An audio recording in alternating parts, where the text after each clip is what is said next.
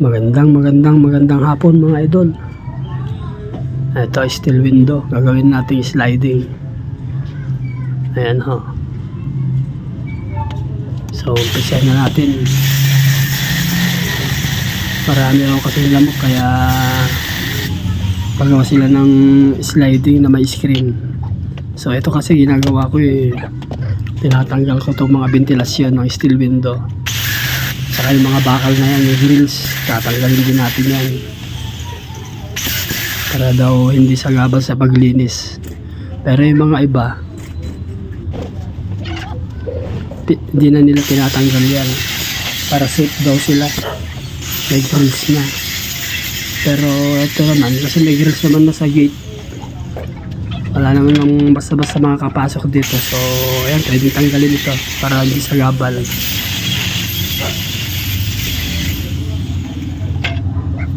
Ayan, tanggal na. I-grinder na lang natin yung mga nagtanggalan para hindi makasugat. Saktong-sakto lang naman itong sukat natin sa hamba.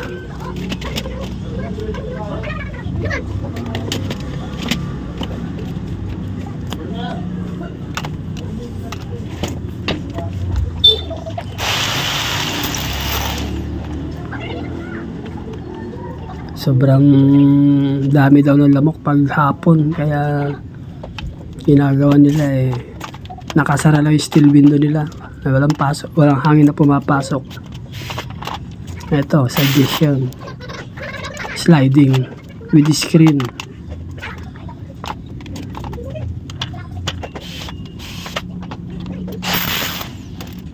Ang salamin po kasi nito reflective brown.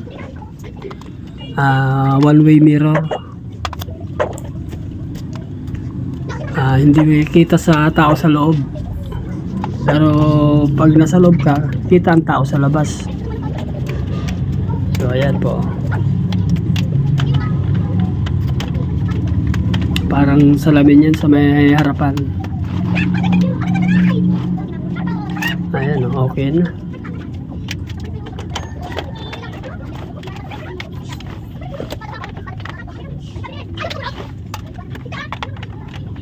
Konting alignment na lang yan sa mga gulong para lapat na lapat,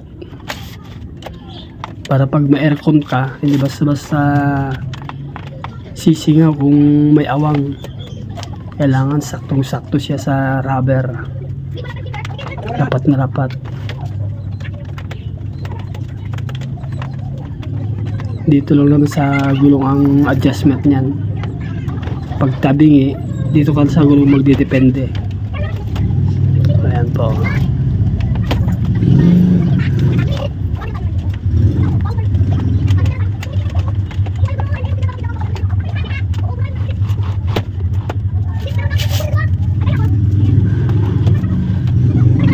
So okay na.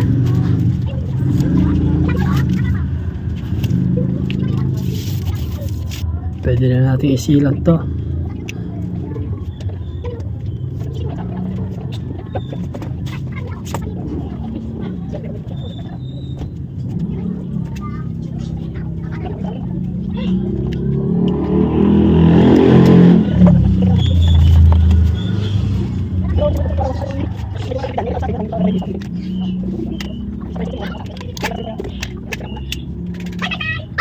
So patapos na tayo mga idol.